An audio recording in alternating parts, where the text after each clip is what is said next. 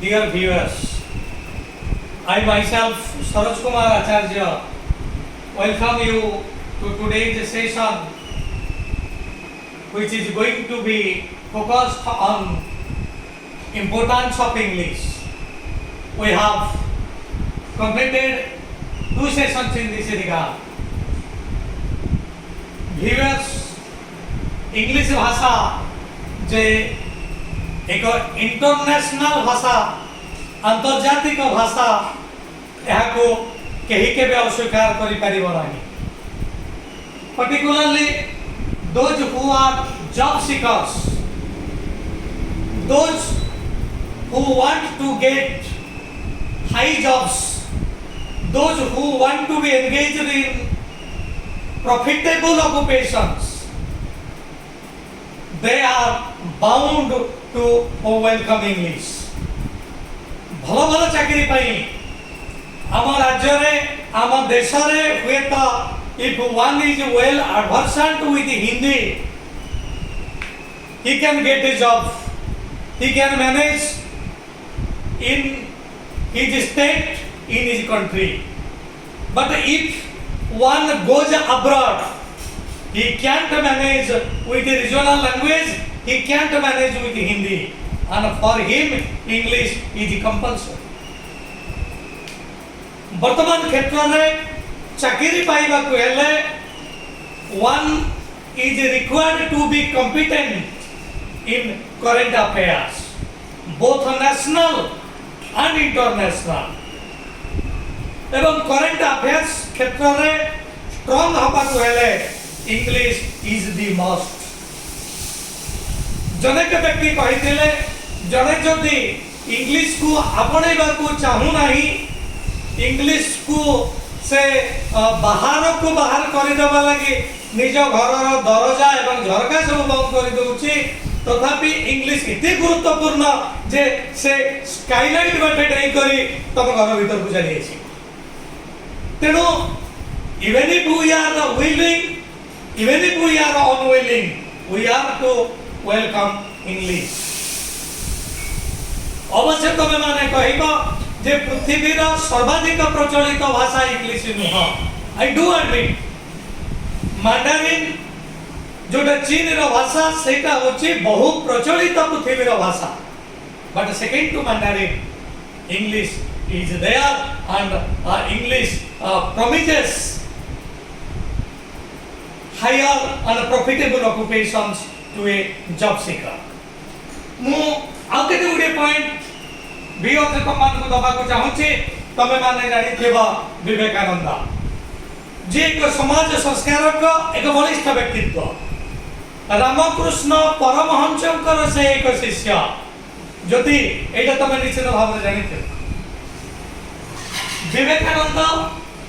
प्रथम क्षेत्र में से रामकृष्ण परमहंस को डिसरिगार्ड करुथिले त माने भी जानिथिबो, कारण से उच्च शिक्षित थिले. रामकृष्ण परमहंस शिक्षा दीक्षा संपूर्ण भाव में वंचित थे. किंतु जेते बेले जे अध्यात्म मार्ग को आसुछंती सेते बेले ताक मन रे अनेक गुडी संदेह आसुची जे प्रकृत रे कोन भगवान अछंती, प्रकृत रे कोन धर्म अछि. ताकर स्कूल जीवन कथा म तमान को कहि रखिबा को चाहूची. जेते बेले से पढ़ुचंती कॉलेज पढ़िबा समय कथा सेते बेले ताकर इंग्लिश टीचर कर ना होची हास्टी. हास्टी ताकर थिले इंग्लिश शिक्षक. हास्टी ताको एक इंग्लिश पोएम से समय पढ़ौतले. पढ़ाइबा समय गोटे शब्द आसेला ट्रांस. ए ट्रांस शब्द को व्याख्या करबा को जाई तमाने जानि छ ट्रांस हैला कि हेलो शब्द हैला एगुडी अध्यात्म सहित जड़ित. कारण हेलो होची देवादेवी बसिदिबा समय ताकर चतुर्दिगर जो आलोकर पुंज ताको हेलो बोली कहा जाय. एवं ट्रांस मध्ये एमजे कटर. तेनु जेतबेले ई ट्रांस शब्द के बुझौचंती बुझैबा समय से ताको ईश्वरक कथाटिक कहिछंती. एवं ए ईश्वर शब्दटी सुनिबा परे जो गॉड शब्दटी सुनिबा परे विवेकानंद से ठियाई करे सार को कहिसंती, सार आपण गॉड को देखिसंती, आपण भगवान को देखिसंती. हार्थी कहले मु भगवान को देखिनी किंतु भगवान को तमे देखि परिबो तार रास्ता मु तुमको बतई दे परिबी। विवेकानंद तो अनुसंधित थे से कहले आपण कहतु जे किए मते भगवान को दर्शन करि परिबो। से कहले जे वेस्ट बेंगल काली मंदिर रे रामकृष्ण परमहंस नामक एक सिद्ध महात्मा अछंती he can show you the track एवं तापरे आ पाठ पढ़ार तांकर रुचि रही नाही से सीधा सड़क जाइछन्ते तांको निकट को एवं सेठी काली को जेतेबेले रामकृष्ण परमहंस तांको काली उपासना करबा को कहिसन्ती काली को उपासना करबा समय रे से सब किछि जानि पाछुनी सब किछि देखि पाछु। तेणु मोर कहबा कथा होछि जे से जो अध्यात्म मार्ग को आसिले ए अध्यात्म मार्ग को नहीं देला तांको से इंग्लिश पोएटे नहीं देला तांको से इंग्लिश टीचर। तेणु विवेकानंद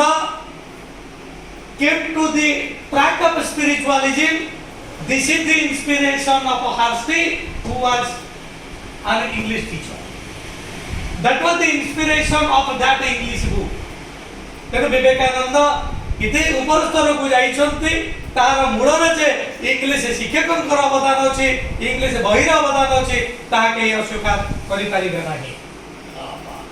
इज इट ठीक हम बुझियौ तो आउ एक कथा म तमान को कहू से विवेकानंद के संक्रांत एक कथा तमाने रेडी छ। विवेकानंद अमेरिका रे चिकागो रे भारत वर्षर संस्कृति को एबोली भाव रे समस्त आगे उपस्थापन कले जे समस्त पार्टी बंद हे एवं दे रियलाइज सारा विश्व जानिला जे भारत वर्षर संस्कृति होची सबुठु बड़ संस्कृति सबुठु महान। तेणु मोर कहबा कथा चिकागो कॉन्फ्रेंस रे से जेतबळे भारतर संस्कृति विषय रे कहिले से कोन ओडिया भाषा रे कहितिले ना से कोन कहितिले हिंदी भाषा रे से सेठी कहितिले इंग्लिश भाषा रे। तेणु dear viewers if he had been ignorant of English जदि इंग्लिश भाषा रे से इग्नोरेंट हे थांते तेबे भारत वर्षर संस्कृति आज महनीय संस्कृति भाव रे सारा विश्व रे पूजा पाउ नथा। तेणु विवेकानंद जे भारत वर्षर संस्कृति को महनीय करि परिछन्ती जे भारत वर्षर संस्कृति को विश्व दरबार रे स्थानित करि परिछन्ती तांकर उक्तिर माध्यम थिला इंग्लिश। तेणु निश्चित भाव रे कहिबी इंग्लिश भाषा आम मानकु बहुत किछि देछि। आ गोटे कथा तो मानकु मो कहबा को चाहूची यू रिमेंबर महात्मा गांधी। महात्मा गांधी तांका जीवन काल रे जेते गुडिए लेखा द्वारा अनुप्राणित होइचंती सेते मध्यरु गोटे बड़ लेखा होची war and peace. War and peace जोटा एबे ओडिया रे अनुदित हेछि किनु वार एंड पीस जार लेखक होचंती लियो टॉल्स्टॉय इटेको पिला मन लेखि दियो।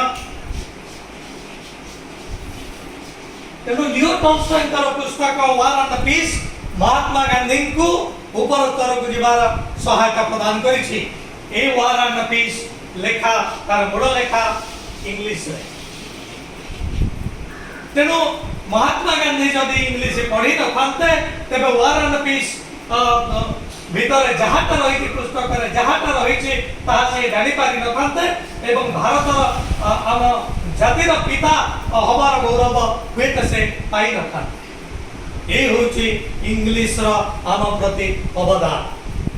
और मध्य मु केते कथा कहि रखिबा को चाहूची तमे माने मने पका हमर कटक रो जो विश्वविद्यालय वर्तमान विश्वविद्यालय हेचे रेभेन्सा ए रे जो रेभेन्सा यार ना एक इंग्लिश व्यक्तित्व द्वारा हेचे तांको ना होची टीएन रेभेन्सा। तेणु वर्तमान ए रेभेन्सा कॉलेज ना को आमे परिवर्तन करि परिबा कि you go deep into that. Ravenshaw college traces its origin to English period. तेणु से टीएन रेभेन्सा ताकरी स्पर्श पाइछि ए रेभेन्सा विश्वविद्यालय। आउ मध्य तमे माने मने पक्का मोहति के पछकु भी नै जाउछि जेतेबेले भारत वर्षर गवर्नर जनरल होचने लॉर्ड रिपन लॉर्ड रिपन के समय रे 1881 मसीहा रे भारत वर्ष रे प्रथम जनगणना आरंभ होला। वर्तमान प्रति 10 वर्ष रे जनगणना होउछ। ए जो जनगणना कार्यक्रम it was initiated by an English governor general you can refer देना। वर्तमान प्रति 10 वर्ष रे जो जनगणना होउछि से जनगणना रो सूत्र हमको कहिसंती लॉर्ड रिपन। ए लॉर्ड रिपन के समय रे इल्बर्ट बिल मध्ये आसीथिला जोटा हमको बहुत आगे को नहीं जाइथिला। और मतलब मैं तुममान को कहि रखिबा को चाहूछि लॉर्ड रिपन के समय रे स्कूल कॉलेज पाई जो आईन सम्मत आसीथिला से सेति पाई को कमिशन बसिथिला जो कमिशन ना होछि हंटर कमिशन। तेणु लॉर्ड रिपन कर हंटर कमिशन शिक्षा रे व्यापक प्रगति आनिबार सहायता प्रदान करिथिला। एवं लॉर्ड कर्जन उपेता निंदित हेई पारंती 1905 मसीहा रे बंग विच्छेद पाई for the partition of Bengal he was ridiculed it is true. किंतु विश्वविद्यालय आईन पाई से ख्याति अर्जन करिसंती यदि स्कूल कॉलेज गुडी का अनेक आसीची तबे ता पछर मध्य लॉर्ड कर्जन कर एनकरेजमेंट थे। तेणु निश्चित भाव में पिला माने निश्चित भाव में माय डियर व्यूअर्स निश्चित भाव में हमर मत आसीबो जे इंग्लिश भाषा को आपणे आमे माने केबे हेले भूल करि नहन। तबे मु आउ एक कथा को तमान को आनिबा को चाहूची। 1859 मसीहा कथा मने पकाओ जो लोमहर्षणकारी घटना संघटित हेछि नौका दुर्भिक्ष you must be knowing 19th century रे ए जोटा हेला हमर प्रणाम करी विपद आसेला कहा जाए एडी मनीषर मांस मनीष खाइछि पुअर मांस बापा खाइछि ए जो भयंकर हृदय विदारक दृश्य ए दृश्य देखिबा परे तत्कालीन व्यक्ति हमर फकीर मोहन सेनापति एवं आउरी अनेक व्यक्तित्व सेमाने इंग्रेज सरकार के निकट में दाबी उपस्थापन करिसंती जे नौक दुर्भिक्ष पाई ओडिसा पूरा संपूर्ण भाव में ओडिसा इज डिवास्टेटेड आपण किछि सहाय्य करंतु आपण माने कहंतु व्यूअर्स सेमाने जो इंग्रेज सरकार के निकट में जो दाबी उपस्थापन कले से दाबी कोन सेमाने हिंदी भाषा रे उपस्थापन कले कि जदि हिंदी भाषा रे उपस्थापन करितांते बा अन्य भाषा रे करितांते तबे इंग्रेज सरकार कोन ताहा बुझी करी तुरंत पदक्षेप नै थांते कि निश्चित भाव रे नुहा they put forth the claims in English language जो दे पई हमर परवर्ती समय रे ए ओडिसा रे एक बंदर गढी उठिला किंतु वर्तमान हुएत से बंदर नाही से बंदर संक्रांत रे केते बेला हम आलोचना करिबा जेते बेला केन्द्रापड़ा इतिहास ऊपर आमे माने आलोकपात करिबा। मोर कहबार अर्थ मो एति पई कहि रखिबा को चाहूची जे नौक दुर्भिक्ष समय रे इंग्रेज सरकार जो किछि पदक्षेप नैथिले ताक निकट रे दाबी उपस्थापन होबारु सेमाने पदक्षेप नैथिले सेमाने निकट रे दाबी उपस्थापित हेतिला इंग्लिश भाषा माध्यम रे। जदि हमर तत्कालीन व्यक्तित्व इंग्लिश भाषा रे अज्ञ थांते निश्चित भाव रे इंग्रेज सरकार किछि भी करि पारि न थांते। ए हला आउ एक गुरुत्वपूर्ण पॉइंट जहां इंग्लिश भाषार गुरुत्व ऊपर आलोकपात करूछि। आउ मध्य गोटे कथा मु तुमको समस्त को उद्देश्य रे कहि रखिबा को चाहूछि 1936 अप्रैल 1 भारत वर्ष सेता बेल को स्वाधीन हेनी किंतु हमर उत्कल ओडिशा स्वतंत्र प्रदेश र मान्यता पाइछि। उत्कल एक स्वतंत्र प्रदेश हबो उत्कल रो विभिन्न अंचल जाई करे मद्रास रे रहिछि जाई करे बॉम्बे रे रहिछि किबळी भाव से अंचल गुडी का आसीबो किबळी भाव रे ओडिया भाषाभाषी लोक माने एकत्रित हेबे। हमर तत्कालीन व्यक्तित्व गोपबंधु मधुबाबू गजपति प्रतापरुद्र गजपति कृष्णचंद्र महाराज सेमाने समस्त जाई करे इंग्रेज सरकार निकट में दाबी उपस्थापन करिसंते जे उत्कल एक स्वतंत्र प्रदेश र मान्यता पाई एवं परिशेष रे उत्कल सम्मेलनी जोटा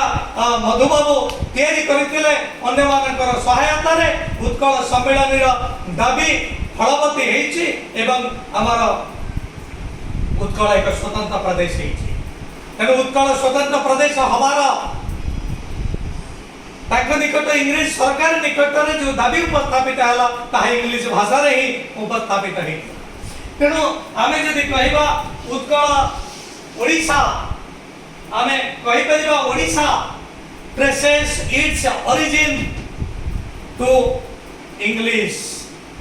इंग्लिश लैंग्वेज आमर ओडिशा को एक स्वतंत्र प्रदेश परिवार मान्यता प्रदान करिछि एहा हम स्वीकार करि परिबा और गोटी कथा कहूछि ए इंग्लिश भाषा हमको एकता सिखैछि हम माने जानिछ यूनिटी एंड इंटीग्रिटी एटा होछि सबुठ बड़ कथा जोटी एकता नाही सेठी किछि भी नाही भारत वर्ष अनेक वर्ष धरि पराधीन हेछि केवल एकता नाही वे तो तुम्हें माने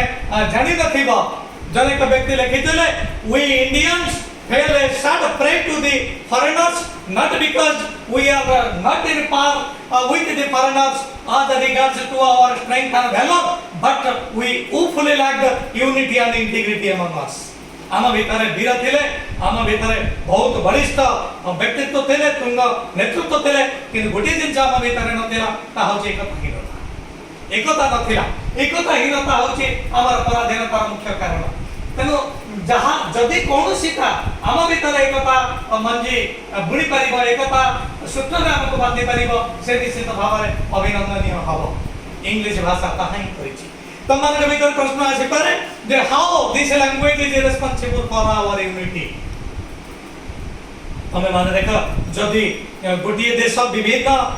छोट छोट खंडर विभक्त हो जाए एवं छोट छोट खंडरे जड़े जड़े राजा रहती तेरे निश्चित भाव में एकता रहिबो नाही कारण जने के व्यक्ति तार निजे छोटिया अंचल को लेकर रहिला अन्य गोटे राजा अन्य आरो एक छोटिया अंचल को लेकर रहिला तेरे तांका भीतर से यूनिटी रहिबो नाही किंतु सारा भारत वर्ष जदि गोटे शासनाधीन हुए तेरे निश्चित भाव में तांका भीतर एकता रहिबो ताहा हला इंग्रेज मानक द्वारा किभଳି भाବରେ इंग्रेज माने आस्ते आस्ते भारत वर्षर सब अंचल को अधिकार करनेले गोटे कथा म तमन को कहूची मने पका रणजीत सिंह कर कथा रणजीत सिंह जते बळे बापा कर कैलेंडर देखुचंती बापा ताको बापा को से पचारचंती ई भारत वर्षर मानचित्र रे ए लाल स्थान गुडी को लाल रंग रे कोन चिन्हा जाईची सेता बळे तांकर बापा महासिंह ताको कहिले this red spotted places are the places which are controlled by English ए नाभी चिन्हित अंचल होची सेही अंचल जो अंचल ऊपर वर्तमान इंग्रेज मानकर अधिकार रहिछि एटा देखि करी रणजीत सिंह कहले सब लाल हो जाएगा दिन आसब सब लाल हिछि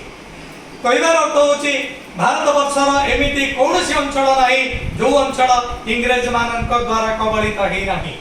तेणु इंग्रेज सरकार इंग्रेज रो कौन से व्यक्ति यदि सारा भारत वर्ष को अधिकार कला निश्चित भाव में सारा भारत वर्ष रे गोटे भाषा आसेला सारा भारत वर्ष रे गोटे शासन आसेला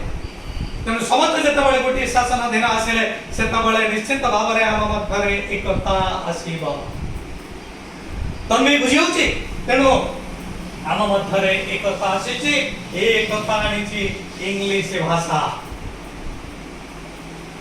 तेणु एकतार मंत्र अभिमंत्रित होई आमे इंग्रेज मानक विरुद्ध रे लड़ाई करिछु तेणु इंग्रेज माने तांको विरुद्ध रे लड़ाई करिबा पई हमको मंत्र दैछंती एकता ए होची इंग्लिश भाषार गुरुत्व मो अधिक कहबी नाही वर्तमान मु मोर ए सेशन को वाइंड अप करिबी समस्त को मैं कथा जणाई देबा को चाहूची विदेशी भाषा आपणेबा एक लज्जाजनक कथा नुह बाहर भल भल जिनिस आण किंतु बाहर खराब किछि आण नाही बाहर कौन से जदि आमर देशर संस्कृति रही तेबे ताको आमे आपणे नबा सेथिरे किछि लज्जा अनुभव करिवार नाही किंतु दुखर कथा होची आमे बाहर को जाउछु बाहरर भल जिनिस आणनु बाहरर खराब जिनिस सब नै करी आसुछु केभली भाव में आमे अमेरिका जाउछु अमेरिकार रास्ता केते परिष्कार परिच्छन्न सेटार कौन व्यक्ति छोटिया कागज खंड भी पकाए नाही आनी कर डस्टबिन में पकाए जदि भी कोटी कागज खंड अछि ताकू जे गुटेई कर ठीक स्थान में पकई दिए किनो अमेरिका रो हमें एटा सिखिलु ना कोन सिखिलु अमेरिका रे हमें एटा सिखिलु पुओटिए झिया पछरे केमिति गोडौछि सेटा आसी करे हमें इंडिया रे अडॉप्ट करू यू थिंक योरसेल्फ हमें बाहर को जाऊ जो भलो दिन जो किछि सिखेबु किंतु हमें कोन सिखिलु परिष्कार परिच्छन्नता सिखिलु ना पुओटिए झिया पछरे केमिति गोडौछि सेटा को हमें सिखि आसिलु सुंदर भावरे गोविंद चंद्र त्रिपाठी कखार फुलरे ताहा वर्णना करिसंती हमें तो बाहर को गलु किंतु सेठी कोन हमें कलु घर दिव्य सुंदर स्त्री थाउ थाउ बिलातर काली कुकुरी पछरे हमें गोड़ेइलु एवं आप सुंदर कथा किछि कहिसंती आमे गोलाप फुलर उपासक न होई कखारू फुलर पारुडा पोक हेई गलु तेणु भारत वर्षर संस्कृति जोटी रहिछि से संस्कृति को उज्जीवित करिवार किछि तरीका जदि आमे बाहर आनि परिबा तबे हमर देश निश्चित भाबरे धन्य ही परिबा तेणु बाहर आमे जोटा आनिछु जदि ताहा भलो ताको आपणे नियो जदि ताहा खराब ताको आमे दूर करिबा दरकार with this I wind up my session I want to insist on you the importance of English language English भाषा एक बलिष्ठ भाषा अंतर्जातिक भाषा आमको एकता शिखैछि तेणु जेहेतु ए भाषा गुरुत्वपूर्ण आम मानक पई आवश्यक तेणु जेते कष्ट हेले भी ए भाषा को मु शिखिबी आउ एक सेशन ने मु तुम मानक उद्देश्य रे कहिबी इंग्लिश भाषा को आमे किभଳି भाबरे शिखिबा इंग्लिश भाषा प्रति हमर जो अहेतुक भय अछि से भय किभଳି भाबरे दूरीभूत हबो with this I wind up this session एवं जीवा पूर्व पूर्ण तरह कहूँ please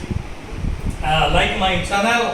share my channel and subscribe my channel and give me encouragement to go further and further thank you